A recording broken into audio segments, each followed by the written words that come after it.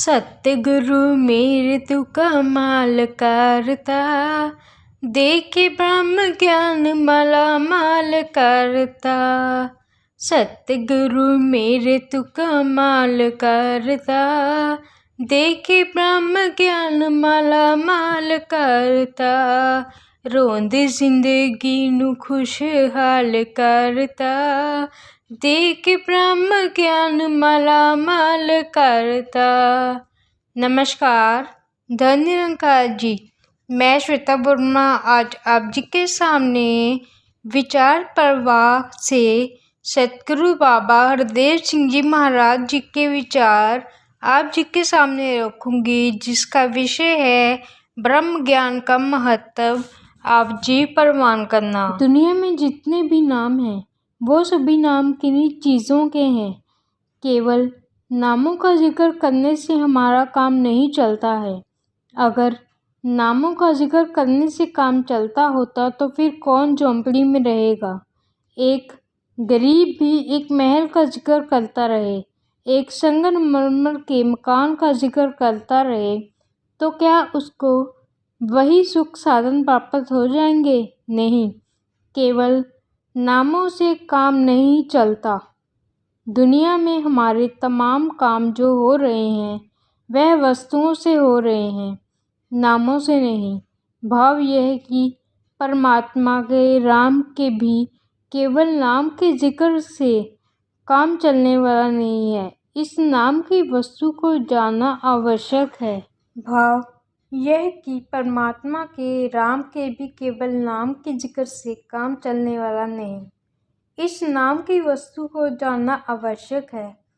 एक वस्तु बुझही ता होवे ही पाक, बिन बूझे तू सदा ना पाक। अंत इंसान को यह जानना पड़ेगा, समझना पड़ेगा कि जिसे राम कहते हैं, अल्लाह कहते हैं, गॉड कहते हैं, वाहिगुरु कहते हैं, वह वस्तु क्या है। इस वस्तु को जानकर जब इससे इंसान का नाता जुड़ता है, सिर्फ तभी वह अपना जीवन सफल कर पाता है। उन्हीं के मन में विशालता आती है, उन्हीं का 84 लाख योनियों में आवागमन का चक्कर खत्म होता है। वस्तु प्राप्त करने का अवसर केवल मानव को है। वस्तु प्राप्त करने के लिए भी साधन का होना जरूरी है। अध्यापक जब सिखाता है तो छोटी छोटी संख्या सबसे पहले सिखाता है, फिर सैकड़ों हजारों तक जोड़ घटा गुना भाग सब कुछ सिखा लेता है। बड़ी बड़ी संख्याएं लिखी जाती हैं, लेकिन कापी किताबों में लिखी बड़ी बड़ी संख्याओं से किसी का काम नहीं चलता। हम सभी जानते हैं कि लिखी हुई बड़ी रकमें भी किसी के काम नहीं आती, जबकि छोटी सी रकम 10 रुपये भी पास हो तो बड़े काम आ जाती है। इसी तरह प्रभु का नाम है। अनेक नाम है, परंतु नाम से कोई काम नहीं होता। परमात्मा के अनेक गुण हैं।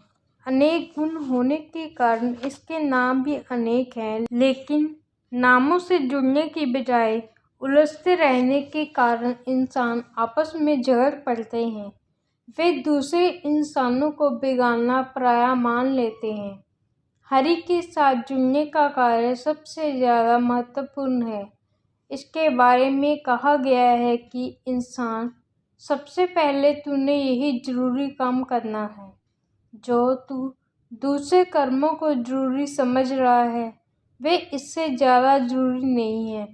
इंसान भली भांति देखता है कि किसी के भीतर से उठ जाने पर उसका कोई भी सांसारिक फर्ज अननिभा नहीं रह जाता।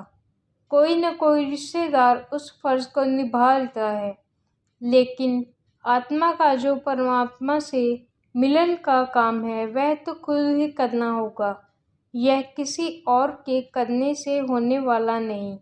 यह काम सबसे ज़रूरी है, इसलिए इसे सबसे पहले करना है। आज इंसान माया के पदार्थों में उलझा हुआ है। अभिमान करता है कि मैं बहुत विद्वान हूँ, मैंने बहुत पढ़ाई लिखाई की है, मैंने बहुत फिलॉसफी पढ़ी है।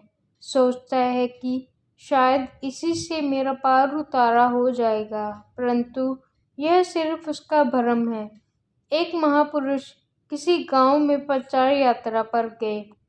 उपस्थित लोगों से पूछा, परमात्मा को जानते हो? किसी को परमात्मा का ज्ञान हासिल करना है?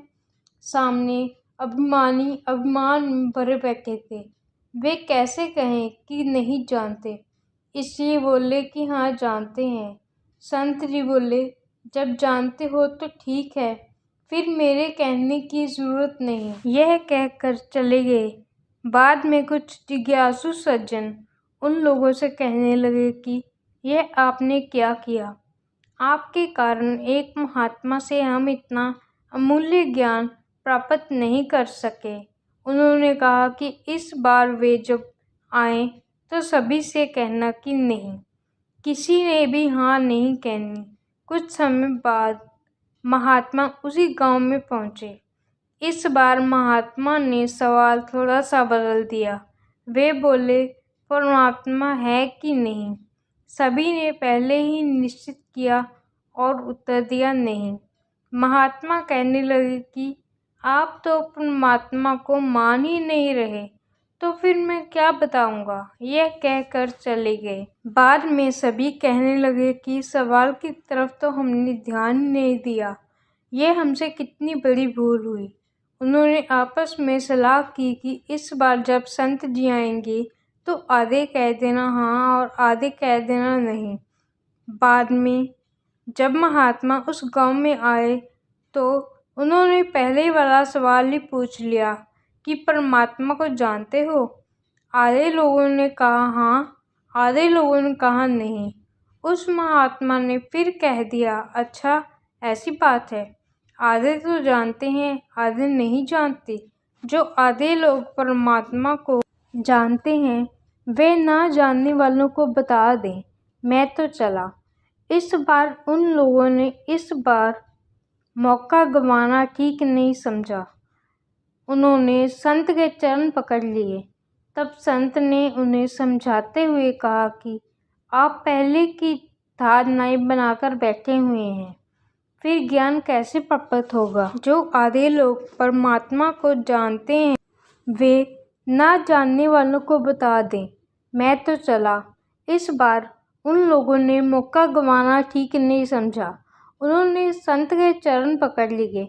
तब संत ने उन्हें समझाते हुए कहा कि आप पहले ही धार नाई बनाकर बैठे हुए हैं, फिर ज्ञान कैसे प्राप्त होगा? महात्मा के आगे तो सर्वस्व अर्पण करना होता है। मन के बर्तन को खाली करके अर्पित करना होता है, तभी इस अमूल्य वस्तु को प्राप्त किया जा सकता है। सांसारिक ज्ञान इसमें काम नहीं आता। एक अच्छा पढ़ा लिखा इंसान नाव से नदी पार कर रहा था। उसने मल्लाह से पूछा कि क्या तुम हिसाब जानते हो? वह अनपढ़ नाव वाला कहने लगा कि मैं तो कभी स्कूल गया ही नहीं। मैं जितने पैसे मांगता हूँ सवारी दे देती है, बस इतना ही जानता हूँ। वह विद्वान कहने लगा कि जब तुम्हें हिसाब नहीं आता तो तेरी चौथाई जिंदगी तो बेकार चली गई। फिर आगे पूछा कि कुछ लिखना पढ़ना जानते हो क्या? नाव वाला कहने लगा, मैं लिखना पढ़ना कुछ नहीं जानता। वह विद्वान कहने लगा कि जब तुम्हें यह सब नहीं आता तो तेरी आधी जिंदगी बेकार चली गई। मल्लाह चुप रहा। चलते चलते कुछ हवा चलनी शुरू हुई। थोड़ी सी आंधी का रूप बना। जब नाव डगमगाने लगी तो उस नाव में बैठे विद्वान से मल्लाह ने पूछा, क्या तुम्हें तैरना आता है? वह कहने लगा कि तैरना तो नहीं आता। मल्लाह कहने लगा कि आपने मुझसे कई चीज़ें पूछी जो कि मुझे नहीं आती। फिर आपने कहा कि इस प्रकार मेरी आधी ज़िंदगी बेकार चली गई। यहाँ तो तैरने की ज़रूरत है।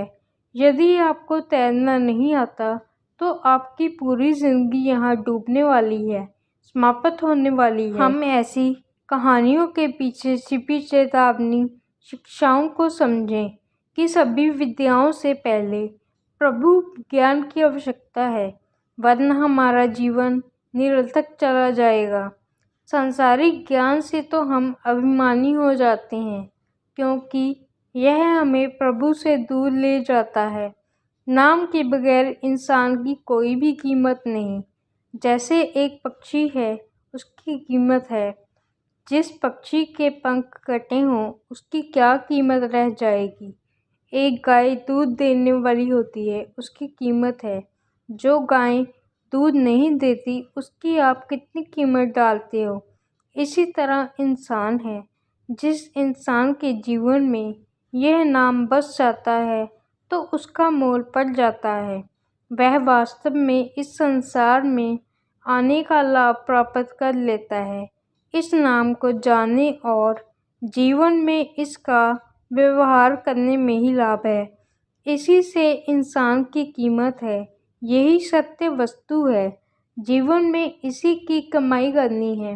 पर जिस चीज़ को बचना है, उसी को इंसान बचाता नहीं और सभी कुछ बचाने को फिरता है और सभी कुछ कायम रखने को फिरता है।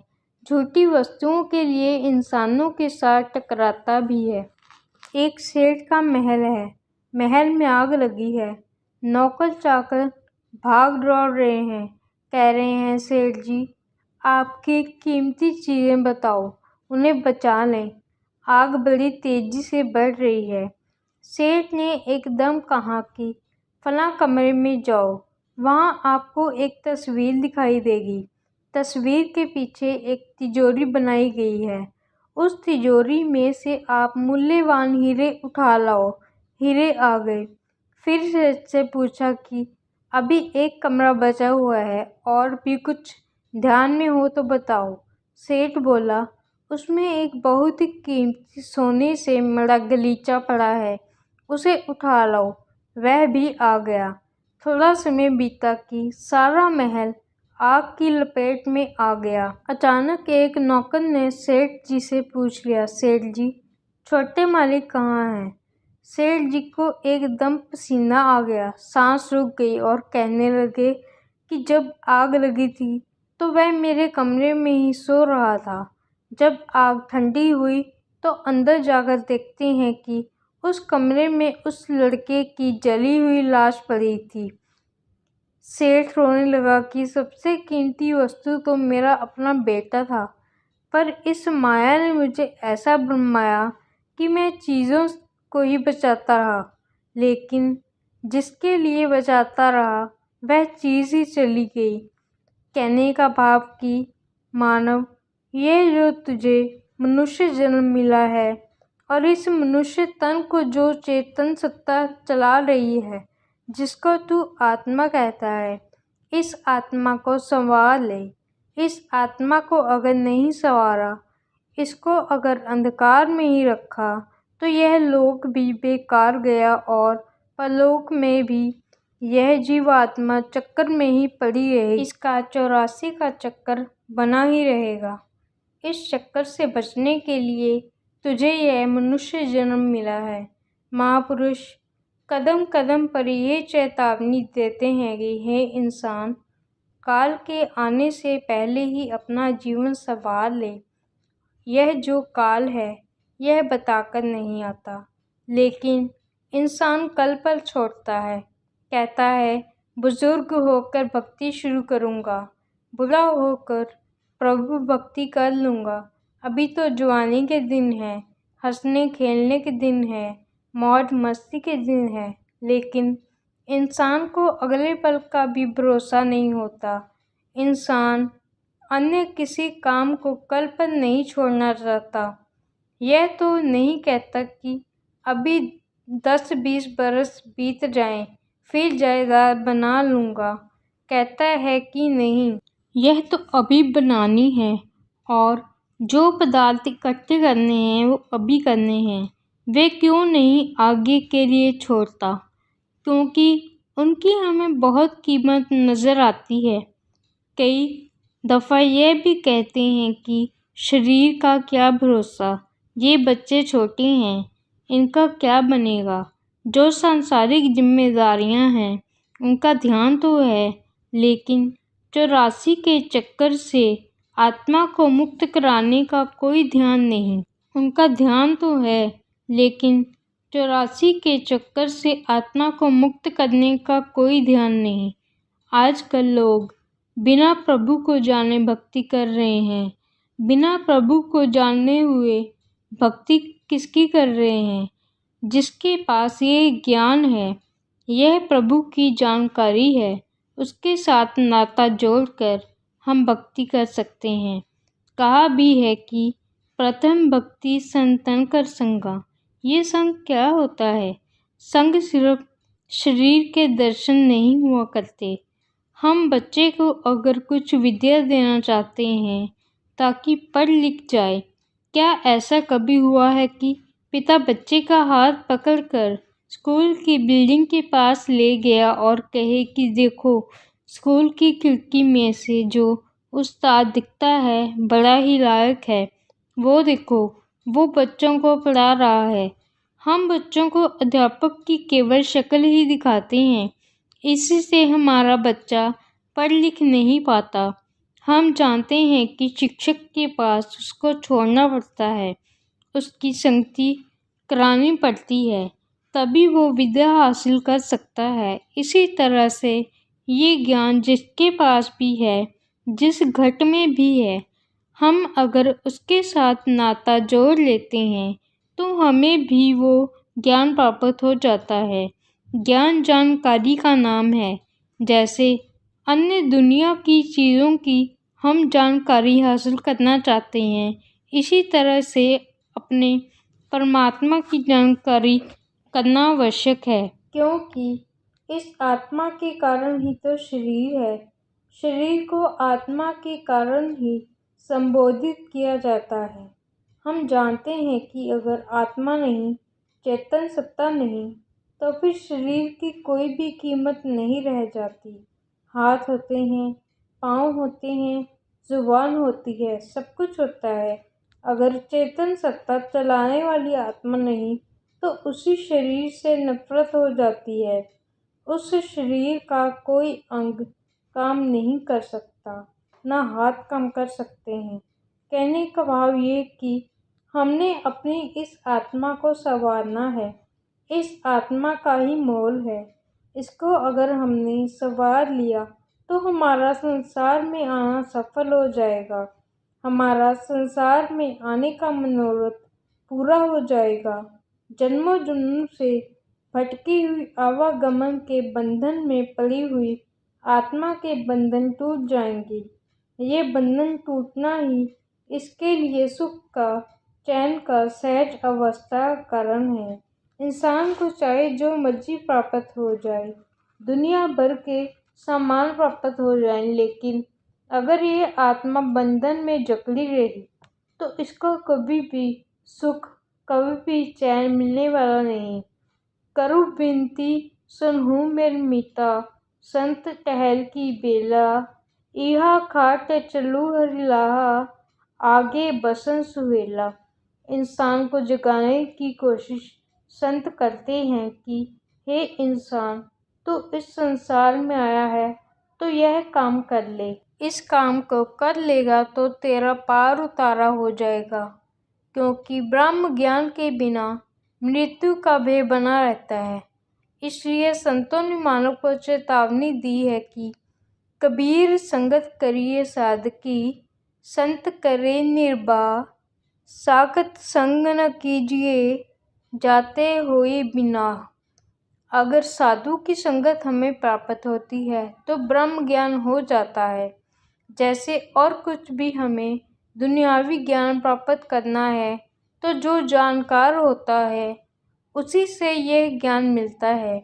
हमें अंग्रेज़ी पढ़नी है तो जो अंग्रेज़ी जानता है वो हमें अंग्रेज़ी पढ़ा सकता है। इसमें हम कोई शर्त नहीं लगाते कि वह जो अंग्रेज़ी पढ़ाता है वह तो धोती पहनता है, वह तो टोपी पहनता है, वह तो पगड़ी पहनता है, वह तो किसी और जाति से ताल्लुक़ रखता है। हम बच्चों को स्कूलों में दाखिल कराते हैं तो क्या कभी हम पहले वह लिस्ट देखते हैं कि इस स्कूल में जो टीचर पढ़ाने वाला है वे हिंदू हैं, मुसलमान हैं, सिख हैं या ईसाई हैं, कौन सी जाति से ताल्लुक़ रखते हैं, कौन सा उनका पहरावा है, डॉक्टर की भी जाति नहीं देखते। इसी तरह संतों महात्माओं की भी जाति नहीं देखी जाती, बल्कि उनके ज्ञान से ही हमें लाभ उठाना चाहिए। कहा भी है, जात न पूछो साधु की, पूछ लीजिए ज्ञान, मोल करो तलवार का, पड़ी रहन दो म्यान। जो प्रभु के विषय में अज्ञानी हैं, उन्हें ही ज्ञान की सबसे ज़्यादा ज़रूरत है। वे अगर खुद ही जानकारी प्राप्त करेंगे तो उनको मुक्ति मिलेगी। किसी और की ज्ञान लेने से उन्हें कोई लाभ होने वाला नहीं। जिसके शरीर पर गंदगी लगी हुई है, उसी को स्नान करना पड़ता है। अगर वह स्नान नहीं करता, वह यही कहता रहे कि मैंने और क्या स्नान करना है, मेरे बड़े भाई ने तो स्नान किया ही हुआ है, बस काफ़ी है, मैं उज्जवल हो जाऊंगा। ऐसा कभी भी होने वाला नहीं। जिस शरीर को रोग लगा हुआ होता है, उसे ही दवा दी जाती है। इसी तरह से इसमें कोई शक नहीं कि जिन्होंने इस नाम हरि के साथ अपना नाता जोड़कर मुख उज्जवल किया और एक ऐसा जीवन व्यतीत करके गए कि युग बीत जाने पर भी आज उसकी शलाघा हो रही है। लेकिन जो शलाघा या उपमा उनके जीवन की गाथा गाने, केवल दोहरा लेने से हमारी अवस्था ऊंची होने वाली नहीं। जैसे कर्म उनके थे, वैसा कर्म करेंगे तभी हमारा पार उतारा हो सकता है। साथ संगत, यही दातार के आगे अरदास है कि यही तो मानव को मौका मिला है। अगर इसी में मुक्ति प्राप्त कर लेता है तो मुबारकबाद उसको मिलती है। अगर इस जन्म को प्राप्त करके भी हीरे को खो देता है, हीरे की कदर नहीं डाल पाता है, तो उसको कभी मुबारकबाद नहीं मिलती, बल्कि उसको बुरा कहा जाता है। इंसान को मानव का जो जन्म मिला है, इसी जन्म में इसने अपनी आत्मा का कल्याण करना है और अपने इस जीवन को सुखी आनंद में बनाना है और लोक सुहेला करना है। यह समय अगर चला रहता है तो फिर उसे धिक्कार है। एक बार राजस्थान के इलाके में एक गंगानगर जाने का मौका मिला। चलते जा रहे हैं, दाएं भी रेत, बाएं भी रेत, रेत ही रेत। चारों तरफ मिट्टी उड़ उड़ कर आंखों में पड़ती है, लेकिन चलते चलते क्या देखते हैं कि कुछ हरे पेड़ नजर आने शुरू हो गए, कुछ खेती नजर आनी शुरू हो गई। पूछा, भाई साहब, इसका क्या कारण है? कहते हैं, वहाँ से एक नहर गुजर रही है, वहाँ पर पानी का एक साधन है। चारों तरफ हमने देखा कि हरियाली ही हरियाली नजर आनी शुरू हो गई।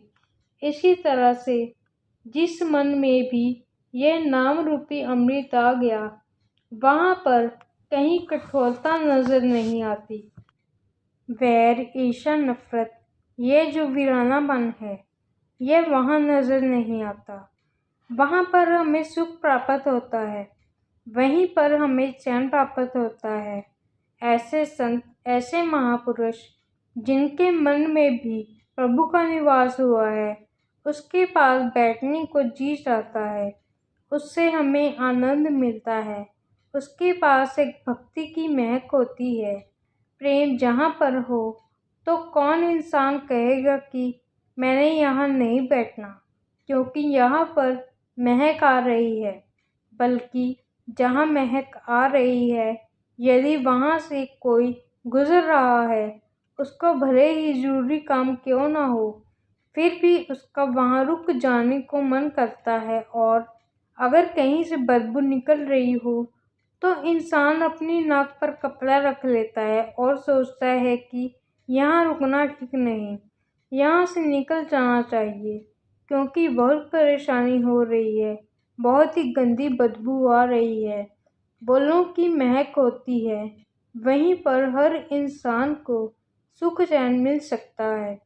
जहाँ पर ईर्ष्या या निंदा की बदबू हमें नजर आएगी, वहाँ पर कभी कोई इंसान रुकना पसंद नहीं करता। इस संसार में आकर हम दुनिया की सभी चीज़ें बचाने की कोशिश करते हैं। हम चाहते हैं कि हमारा कारोबार बना रहे, हमारे मकान भी बन रहे, हमारा शरीर भी अच्छा रहे, सभी कुछ हम हासिल करना चाहते हैं। लेकिन ये सभी तो चंद बरसों के लिए है। 30-40 या 50-60 बरस की आयु भोग कर आदमी चला जाएगा, लेकिन इस जीवात्मा की आयु 20, 30, 50 या 100 बरस की नहीं। इसकी यात्रा जन्मों जन्मों से चलती आ रही है। इसको तूने संवारना है। अगर इसको नहीं संवारा तो ये जलती रहेगी, जन्म लेती रहेगी, मरती रहेगी। आवागमन का बंधन इसके साथ लगा रहेगा, तो इसकी तड़पन, इसकी परेशानी और दुख कभी दूर नहीं हो पाएंगे। धन्य निरंकार।